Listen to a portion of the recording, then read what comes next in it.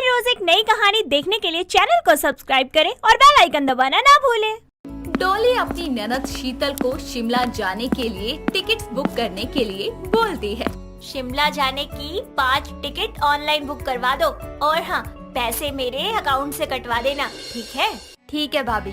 शीतल डॉली के कहने पर प्लेन की टिकट्स बुक कर देती है और ये बात डॉली को बताते हुए बोलती है, भाभी मैंने टिकट बुक करा दी है, पूरे 5,000 रूपए लगे हैं। आपके अकाउंट से पैसे कटने का मैसेज भी आ चुका है, ये देखो।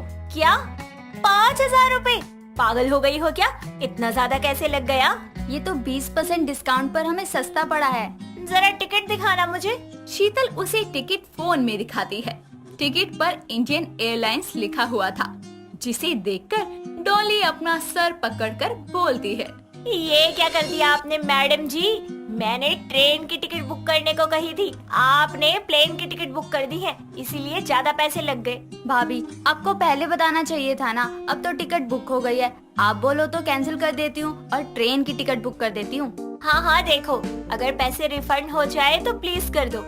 डॉली की बात सुनकर उसका पति राज वहाँ आता है और बोलता है, क्यों कैंसिल कर रहे हो टिकट? वो भैया, मैंने प्लेन की टिकट बुक कर दी थी, लेकिन भाभी को ट्रेन से शिमला जाना है। अरे तो क्या हुआ, हम प्लेन से चले जाएंगे। राज, कैसी बातें कर रहे हो? सारा पैसा क्या आने जाने में ही खर्च कर देंगे? अरे थोड़ा बजट में निपटा लेते हैं। अरे रोज रोज थोड़ी ही जाना है शिमला, तो प्लेन से ही चलते हैं ना। अच्छा जी। अब ना मत बोलना तुम, मूड खराब हो जाएगा मेरा। ठीक है फिर, जैसा आपको सही लगे। क्या सच में भाभी हम प्लेन से जाएंगे? हाँ भाई, चलो अब जल्दी से अपने गरम कपड़े और जरूरत का सामान पैक कर लो। और सुनिए, आप मेरे साथ आइए और मुझे बता दीजिए कौन से कपड़े ले जाने हैं, मैं उन्हें बैग में पैक कर दूंगी। ठीक है, मैं आता हूँ। मैं भी चलती हूँ पैकिंग करने। डॉली और राज कमरे में जाते हैं। शीतल भी बड़े जोरों शोरों से पैकिंग शुरू करती है। इधर डॉली का देवर पंकज और सास सीता भी पैकिंग करने में लगे पड़े थे। शाम होने पर सभी एक साथ टैक्सी से एयरपोर्ट जाते हैं और अपने अपने बैग्स रखवाकर अपनी अपनी सीट पर बैठकर सीट बेल्ट बांध लेते हैं। कुछ ही देर में प्लेन उड़ान भरता है और सीता को सांस लेने में दिक्कत महसूस होती है। वो डॉली को आवाज लगाते हुए बोलती है, बहू बहू। क्या हुआ सासू माँ? माँ आप ठीक तो हो? मैं अभी एयर होस्टेस को बुलाता हूँ। उनकी आवाजें सुनकर एयर होस्टेस खुद ही वहाँ आकर उसे संभालती है। वो उसे मेडिकल रूम में लेके जाती है और थोड़ी देर बाद ठीक हो जाने पर उसे उसकी सीट पर बैठा देती है। जिसके कुछ समय बाद वो सभी शिमला एयरपोर्ट पर लैंड करते हैं। वहाँ पहुंचकर वो एक होटल में रूम्स लेते हैं। अगली सुबह की ठंडक देखकर उनके होश उड़ जाते हैं, लेकिन वो पांचों फिर भी विजिटिंग के लिए तैयार होते हैं।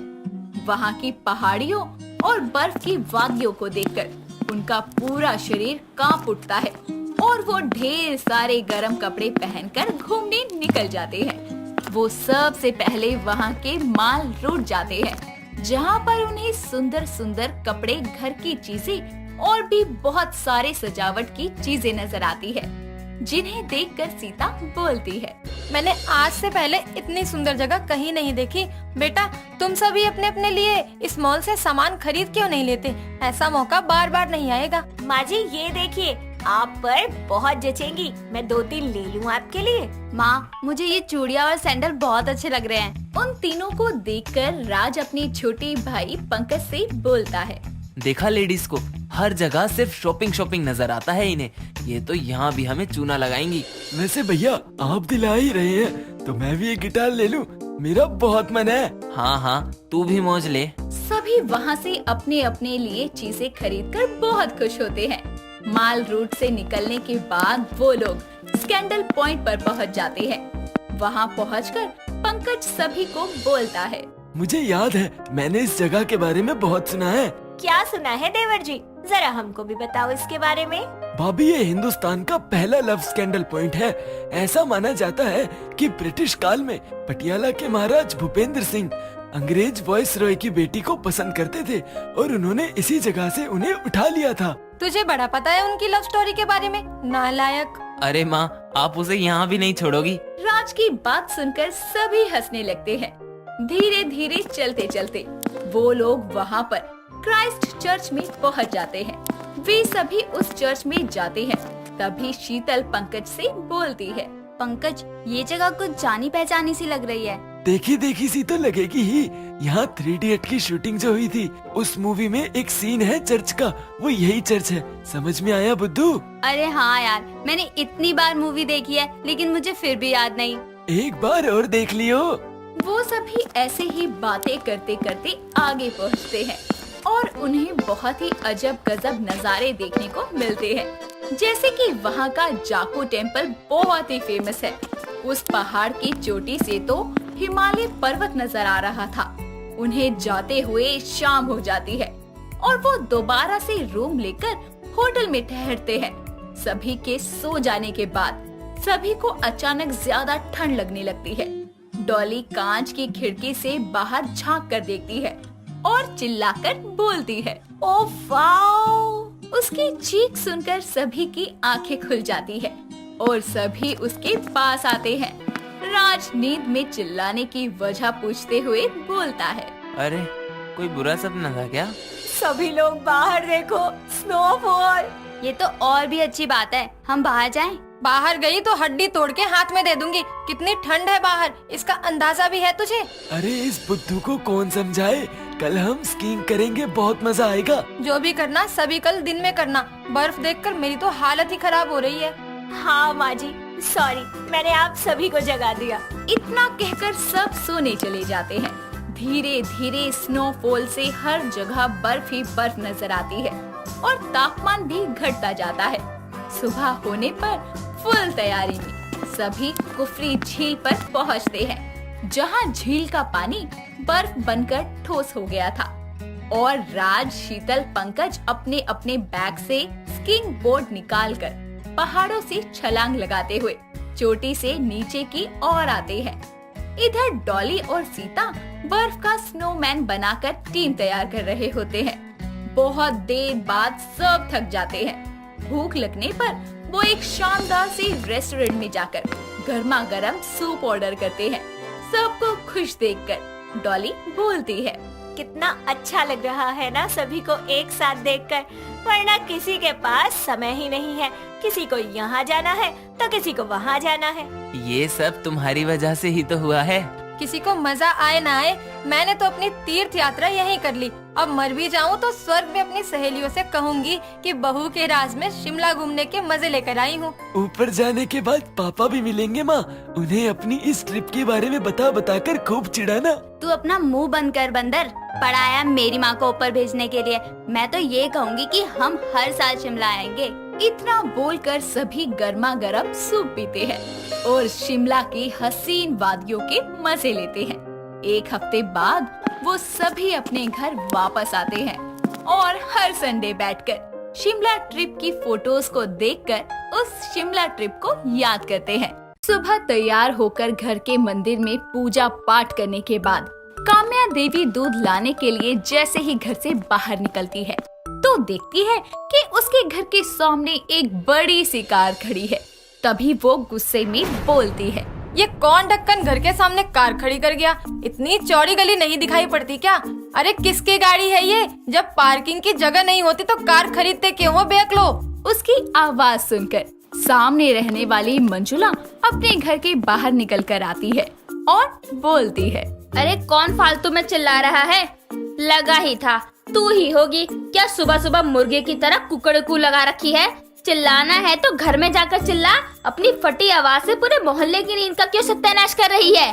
अरे तुझे कौन बुलाने गया है जो आकर मुझे प्रवचन सुना रही है? जाकर अपना काम कर। मुझे सुबह तेरे जैसों के मुंह लगने का शौक नहीं, समझी? किसकी लावारिस कार है? कोई बोलता क्यों नहीं? अब ये मुझे गुस्सा दिला रही है। ऐसे कैसे बात कर रही है? मेरी गाड़ी है, बोल क्या करेगी? तेरी गाड़ी है तो अपने सर पर खड़ी करना। यहाँ मेरे घर के सामने क्यों लगाई है? इसको अभी यहाँ से हटा, वरना।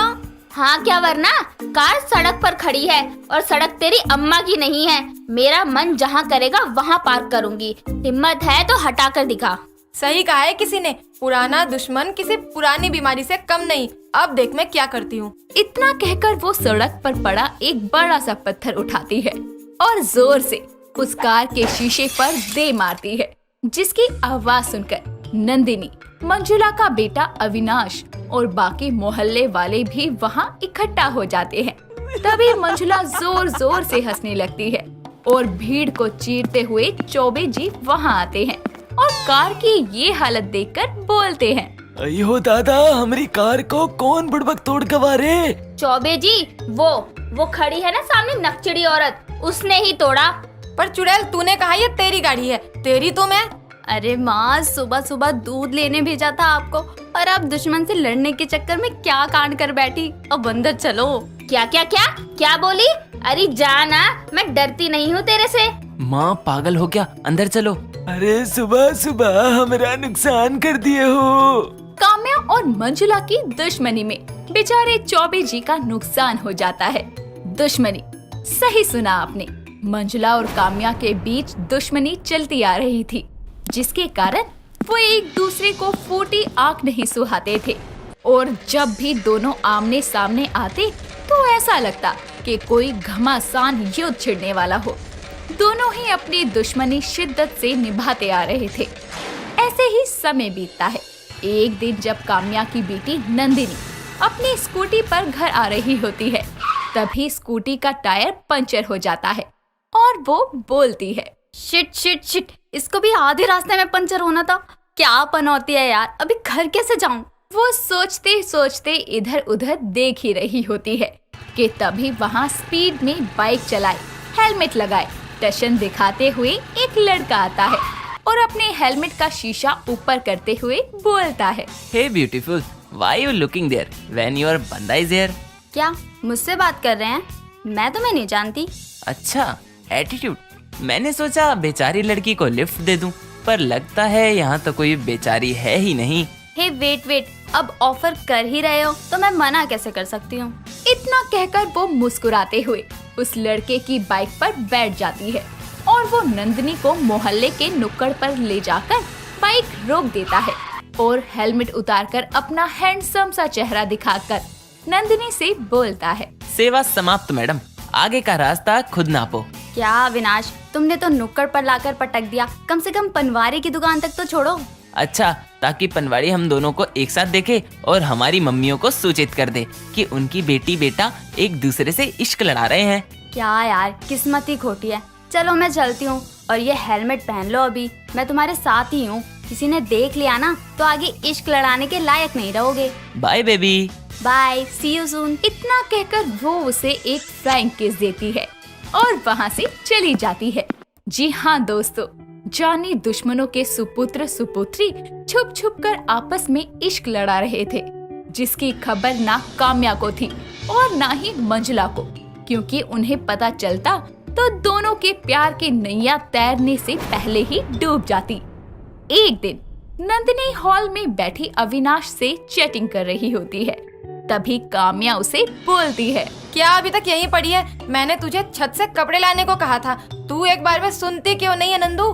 मैं काम कर रही हूँ माँ। और कब बोला आपने? मैंने तो सुना नहीं। कान में मिट्टी का तेल डाल ले, हर बात अनसुनी करती रहती है। अब तो सुनाई दिया ना, 4-5 बार और बोलूं क्या? ओहो, जा रही हूँ माँ। हाँ, जो गीले हो उन्हें भी साइड में रख दियो, सुन रही है ना? हाँ हाँ। इतना कहकर वो फोन साथ में लेकर छत पर चली जाती है। मैसेज कर वो अविनाश को भी छत पर आने के लिए बोल देती है। मैसेज पढ़ते ही कुछ देर बाद अविनाश चुपके से छत पर आता है, जिसे देखकर नंदिनी बोलती है, कितनी देर कर दी तुमने? मैसेज सीन होने के 10 मिनट बाद आए हो। अरे सॉरी ना। अच्छा बताओ, खाना खाया तुमने आज? कहाँ, आज तुम्हें देखा ही नहीं तो मन ही नहीं हो रहा था खाना खाने का। तुमने खाया? दोनों आपस में बातें करने लगते हैं, जिससे काफी देर हो जाती है और नंदिनी छत से नीचे नहीं आती और ये सब देखकर काम्या उसे देखने छत पर जाने लगती है, जहाँ छत पर दोनों प्यार के परिंदे बतिया रहे होते हैं। यार पास रहकर भी कितनी दूर है ना, मैं तुम्हारा हाथ भी नहीं पकड़ सकता। तभी छत पर काम्या आ जाती है और उसे देखकर नंदिनी बोलती है, ओ समझता क्या है तू अपने आप को? अगली बार अपनी इन उल्लू जैसी आंखों से फिर मुझे ताड़ा ना, पत्थर फेंक के मारूंगी। इसके तो सुर ही बदल गए। ओ तेरी, आंटी आ गई क्या? अब तो मुझे भी कुछ बोलना पड़ेगा। अबे जाना गलतफहमी की दुकान, तू कोई हूर की परी है जो तुझे ताड़ूंगा? मैं तारे देख रहा था। ये क्या बोल गया? दिन में तारे? Oh no. हाँ हाँ, तेरी माँ दिन में सपने देखती है, तू दिन में तारे देख। तेरी माँ को मुझसे लड़े बिना चैन नहीं, और तू भी मेरी बेटी से बहस कर रहा है। सही किया बेटी, ऐसे लोगों से ऐसे ही बात की जाती है। छोड़ो ना माँ, मैंने अच्छी खासी सुनाई है, चलो नीचे चलते हैं। इतना बोलकर वो अविनाश को हाथ दिखाकर नीचे जाने का इशारा करती है और अविनाश झट से छत से गायब हो जाता है। और जैसे ही वो नीचे आता है तो सामने मंजुला बेलन लिए खड़ी होकर बोलती है, छत पर क्या करने गया था तू? किसी से बात करने की आवाज आ रही थी। वो बात, हाँ फोन पर बात करने गया था। वो पिंटू है ना, उसको थोड़ा ऊंचा सुनाई देता है, तो बस सोचा छत पर जाकर ही बात कर लूं। अच्छा, मुझे पता नहीं क्यों उस चुड़ैल काम्या की सी आवाज आ रही थी। क्या माँ, लोग अपने इतना प्यार के बारे में भी नहीं सोचते होंगे जितना आप अपनी दुश्मन के बारे में सोचती हो। हटो, मुझे भूख लगी है। उस दिन तो दोनों जैसे तैसे बच जाते हैं, लेकिन किस्मत भी आखिर उनका साथ कब तक देती। एक दिन जब वो दोनों फोन पर एक दूसरे से वीडियो कॉल पर बातें कर रहे होते हैं, तभी काम्या और मंजुला उन्हें देख लेती है और गुस्से में मंजुला फोन जमीन पर फेंक देती है। फिर अविनाश का हाथ पकड़कर वो काम्या के घर ले जाकर बोलती है, वाह रे काम्या, तेरी बेटी तो बड़ी तेज निकली, मेरे बेटे से इश्क लड़ा रही है। ओ आवाज नीचे, तेरा बेटा मेरी बेटी से इश्क लड़ा रहा है। बस करो आप दोनों। अरे इतनी शिद्दत से तो कोई प्यार नहीं निभाता जितनी शिद्दत से आप दोनों बेफालतू की दुश्मनी निभा रही हैं। आप दोनों के चक्कर में हमारी लगी पड़ी है। अविनाश, ये लड़की क्या कह रही है? सच सच बता। ये चलो इश्क लड़ाई का सीन कब से चल रहा है? 5 महीने से, पर आप दोनों के डर से हम बता भी नहीं पा रहे थे। माँ, मैं नंदिनी से बहुत प्यार करता हूँ, उसके बिना नहीं रह सकता। मैं भी माँ। आप हमारे लिए अपनी दुश्मनी नहीं भूल सकते क्या? हाँ, अगर ये दोस्ती का हाथ बढ़ाए तो मैं कुछ सोच सकती हूँ। ये क्या बात हुई? बच्चे हम दोनों के हैं तो दोनों को बराबर पहल करनी होगी ना। जिसके बाद दोनों अपने बच्चों की खातिर दुश्मनी भुलाकर गले लगते हैं। ये देखकर नंदिनी और अविनाश की खुशी का ठिकाना नहीं रहता। वो एक दूसरे की तरफ प्यार से देखकर बोलते हैं, नंदिनी, अविनाश, चलो इश्क लड़ाएं। आज तक तो आपने यही देखा है कि कभी सास बहू से डरती है तो कभी बहू सास से, लेकिन आज की कहानी है केदार की, जो कि अपनी बीवी सुषमा की माँ सरस्वती यानी कि अपनी सास से बहुत डरता है। इस बात का पता सबको तब चलता है जब एक दिन सुषमा अपने बेटे मयंक की बीवी निशा को बात ना मानने पर ताना मारकर बोलती है, निशा बहू, तू ना मेरा थोड़ा सा खौफ खाया कर, समझी? अपने ससुर से सीख। मेरी माँ के आगे उनकी जुबान नहीं खुलती थी। सच में माँ जी और पापा जी, माँ सही कह रही है क्या? अरे नहीं बहू, मजाक कर रही है तेरी सास। मैं भला अपनी सास से क्यों डरूंगा? अच्छा जी, झूठ बोल रही हूँ। कोई नहीं, 2 दिन बाद मेरी माँ आ रही है ना यहाँ पर, तब देखती हूँ तुम्हें तो। क्या सासू माँ आ रही हैं? पर क्यों? अरे अभी तो कोई तीज त्योहार भी नहीं आ रहा, तो वो क्यों आ रही हैं? अरे पापा जी, आने दीजिए ना, मैं भी देखती हूँ इस बार आपको कौन डराता है, क्योंकि आप डरेंगे तो मयंक को भी तो अपनी सास से डर लगेगा ना। अरे मुझे क्यों बीच में घसीट रहे हो? तुम्हारी माँ और मेरी सासू माँ मुझे हर बात के बीच में घसीटती हैं, तो तुम्हें भी आना ही होगा। अब तो निशा को भी इंतजार था अपने ससुर की सास के आने का, और इस इंतजार में 2 दिन बीत भी जाते हैं। और 2 दिन बाद की अगली सुबह दरवाजे की घंटी बजती है और सुषमा दरवाजे पर आई अपनी माँ को गले लगाकर बोलती है, माँ तुम आ गई, मुझे बहुत खुशी हुई। सच, माँ के आने से सबसे ज्यादा खुशी बेटी को ही तो होती है। और सबसे ज्यादा दुख दामाद को। अरे बस बस, अब क्या गले लग के जान ही ले लेगी? और दामाद जी, वहाँ खड़े क्या टुकुर टुकुर देख रहे हो? पैर नहीं पड़ोगे मेरे? हाँ हाँ, आया सासू माँ। केदार अपनी सास के पैर छूने नीचे झुकता है तो उसकी कमर अकड़ जाती है, जिसके कारण वो नीचे ही बैठ जाता है। तो उसकी सास सरस्वती उसके कंधे पर अपनी छड़ी को धीरे से मारकर बोलती है, अरे दामाद जी, अब उठ भी जाइए, मानते हैं सास के पैरों में जन्नत होती है, लेकिन इसका मतलब ये नहीं कि वहीं पसरे रहेंगे। अरे सासू माँ, मेरी कमर अकड़ गई। मयंक बेटा इधर आ। केदार की हालत देखकर सुषमा मयंक को बुलाती है और उसके साथ ही निशा भी बाहर आती है। मयंक जैसे ही अपने पिता को सहारा देकर सोफे पर बैठाता है, तभी सरस्वती की नजर निशा पर जाती है और वो अपनी बेटी से बोलती है। अरे सुषमा, ये क्या मयंक की दुल्हन है? हाँ माँ, बहू जाओ माँ के पैर छुओ। निशा अपनी सास की माँ के पैर छूती है, जिसके बाद सरस्वती उसको आशीर्वाद देते हुए बोलती है।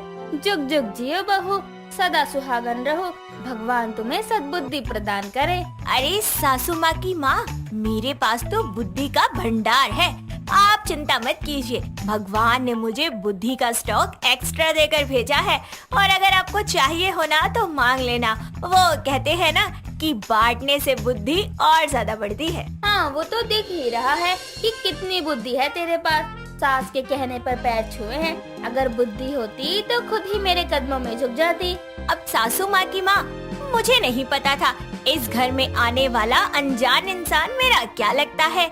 अब मैं हर किसी के पैर थोड़ी ना पड़ती रहूंगी, और वैसे भी आप शादी में तो आई नहीं थी, और ना ही सासू माँ ने कभी मुझे आपकी कोई तस्वीर दिखाई, ना आपके बारे में बताया, तो भला मुझे कैसे पहचान होगी आपकी। निशा इतना बोलकर अपने काम में लग जाती है और सरस्वती निशा के इतने तीखे बोल सुनकर अपने दामाद को घूरते हुए बोलती है। क्यों दामाद जी, बहू को कुछ संस्कार नहीं सिखाए क्या कि बड़ों के आगे कितनी जुबान खोलनी चाहिए? अब इसमें मेरी क्या गलती सासू माँ, जैसी उसकी सास है वैसी बहू। अब सुषमा कौन सा उससे प्यार से बात करती है। तो बहू से प्यार करके उसको सर पर चढ़ाना है क्या? तो चिंता मत कर सुषमा, तेरी बहू की अकल तो मैं ठिकाने लगाऊंगी। निशा इन सभी बातों से अनजान अपने कमरे में आराम से पड़ी होती है। तभी उसका पति वहाँ आकर बोलता है। यार नीचे जाकर नानी के लिए कुछ बना दो, तुम्हारे होते माँ काम करेगी क्या? आज तुम्हारी नानी आई है तो मैं उनकी सेवा कर देती हूँ। कल को मेरी नानी या मेरी माँ आएगी तो मैं तुमसे काम करवाऊंगी। माँ के चमचे, उन्होंने कहा है तभी तुम यहाँ पर आए हो, मुझे अच्छे से पता है। निशा नीचे रसोई में जाकर सबके लिए नाश्ता बनाती है। कुछ देर में जब सब नाश्ते की टेबल पर आते हैं तो सरस्वती केदार से बोलती है। अरे दामाद जी, कुछ दिन अपनी सामने वाली कुर्सी पर मुझे बैठने दीजिए, आखिर मैं इस घर में सबसे बड़ी हूँ। आप मेरा सर भी मांगोगी तो मुझे वो भी देना होगा। कुर्सी क्या चीज है। हाँ जी सासू माँ, आइए। सरस्वती जल्दी से जाकर घर की मुखिया की जगह पर बैठ जाती है और निशा से बोलती है। निशा बेटा, जल्दी से नाश्ता डाल दे सबको, अब क्या मुहूर्त निकलवाने का इंतजार कर रही है? मैं क्यों खाना परोसूं? मैंने तो बना दिया ना, अब सासू माँ परोस देंगी। तू इस घर की बहू है, तुझे ही सबको खिलाकर खाना चाहिए। तो मेरी सासू माँ क्या इस घर की नौकरानी है? हाय राम, मुझसे पहले तो वही इस घर में बहू बनकर आई थी ना। क्यों सासू माँ, सही कहा ना? बहू तू बहुत ज्यादा नहीं बोलने लग गई है। सबके बाद खा लेगी तो क्या हो जाएगा? खाना खत्म हो जाएगा। और सासू माँ, आपकी माँ इस घर में है तो उनको दिखाने के लिए मुझ पर धोस मत जमाओ।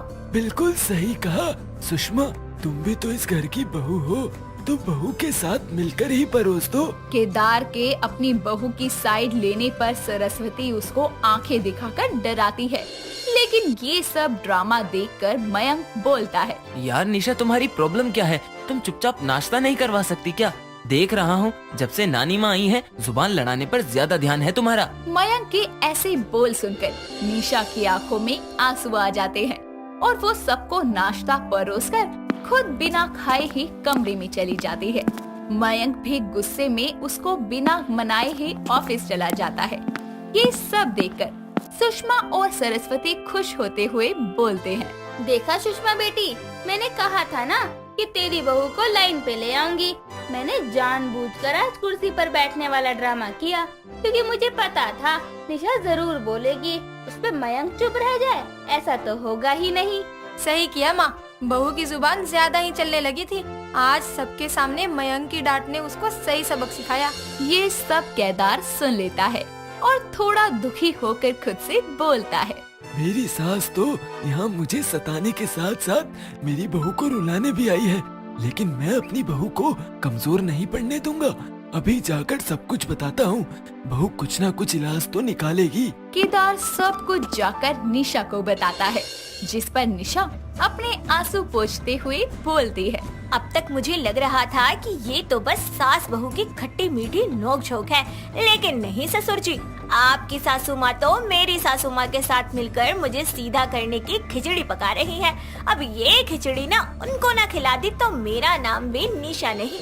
निशा अपनी माँ को कुछ दिनों के लिए अपने ससुराल में रहने बुलाती है और उसके आने के बाद वो पूरा दिन अपनी माँ की सेवा में लगी रहती है, जिससे सरस्वती और सुषमा चिढ़ने लगते हैं।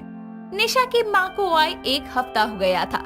ये देखते हुए सुषमा उससे बोलती है, बहू तेरी माँ इस घर से कब जाएंगी? अरे 1 हफ्ते से बेटी के घर पर पड़ी हुई है। अच्छा लगता है ऐसे बेटी के ससुराल की रोटियां तोड़ना। बड़े बुजुर्ग कह गए हैं कि बेटी के घर का पानी भी नहीं पीना चाहिए। अच्छा जी, तो बड़े बुजुर्गों ने ये बात आपकी माँ को नहीं बताई थी क्या, जो 1 महीने से अपनी बेटी के ससुराल में पड़ी है? और रोटी तो छोड़ो, हर बार वो 56 भोग ही मांगती है। बहू तू ज्यादा बोल रही है। ये मेरा घर है और मेरी माँ यहाँ जितना चाहे उतना रह सकती है। तो मेरी माँ भी यहाँ जितने दिन चाहे उतने दिन रहेंगी। ये सब सुनकर सरस्वती समझ जाती है कि निशा ने अपनी माँ को यहाँ उसे सबक सिखाने बुलाया था, इसीलिए वो खुद से आगे आकर बोलती है। निशा बेटा, मैं समझ गई हूँ कि मेरा अब जाने का वक्त हो गया है। तुझे मुझे भेजने के लिए इतना बड़ा प्लान रचने की जरूरत नहीं थी। मैं आज ही जा रही हूँ। सरस्वती अपना सामान पैक करके बाहर आती है तो निशा उसे रोकते हुए बोलती है, 1 मिनट नानी जी, आज तक मैंने आपको ससुर जी की सास और सासू माँ की माँ कहा है। वो इसलिए क्योंकि आप आई मुझे बहुत खुशी हुई, लेकिन यहाँ आने के बाद आपके तेवर देखकर मैं भी शांत नहीं रह सकती थी, क्योंकि प्यार के बदले आप जान भी मांगती तो हाजिर है, लेकिन आपके तेवर और ये अकड़, ओहो, वो तो मैंने अपनी सासू माँ की भी नहीं झेली। इसका क्या मतलब है? मतलब ये कि घर में अगर कोई बड़ा आए और वो प्यार से मिलकर रहे तो माहौल खुशनुमा हो जाता है और रिश्ते मजबूत हो जाया करते हैं, लेकिन अगर कोई किसी को डरा धमका कर रिश्ते मजबूत रखने की कोशिश करे ना, तो वो कभी सक्सेसफुल नहीं हो सकता। बाकी आप खुद ही समझदार हैं। सरस्वती और सुषमा निशा की बात समझ जाती है, जिसके कारण वो दोनों अपने स्वभाव के लिए सबसे माफी मांगती हैं। दोस्तों, अगर आपको ये कहानी पसंद आई तो इसे लाइक करें, शेयर करें और कमेंट करके बताएं कि कहानी में आपको सबसे अच्छा क्या लगा।